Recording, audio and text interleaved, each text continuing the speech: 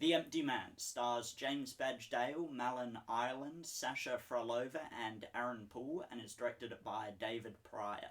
Kicking off with a mammoth-length prologue that could work well as its own short film, we're introduced to a group of hikers, wherein one of them appears to fall under possession after a more literal fall into a cave. And then within the cave is this H.R. Geiger-esque human skeletal sculpturing of some sort. Before long, the teenager's friends all start disappearing or dying too, and it all seems to be linked to something called the Empty Man and a dangerous cult of some sort known as the Pontifex Society.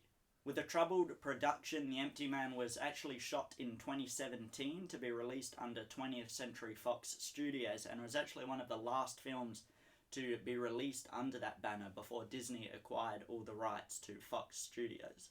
Finally released in theatres and on streaming in 2020, the director David Pryor still only considers this final film that was released to be a rough edit of what he had imagined. All these behind-the-scenes issues should be a recipe for disaster and just a recipe for a terrible movie, but I think The Empty Man has plenty going for it. It has a really high budget, so it's an incredibly cinematic horror experience, and there's so much attention to detail in terms of sets, production design, set dressings, costumes, props. Although on first viewing it might seem disjointed with how it's editing and how the story's pieced together, I think on repeat viewings it mostly all comes together.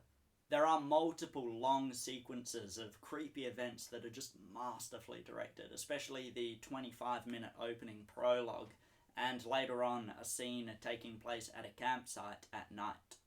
Although most of the horror is supernatural inflected, it convincingly puts forth the idea that dangerous cults do exist, and the way the cult in this film operates may not be as far from reality as what we might think.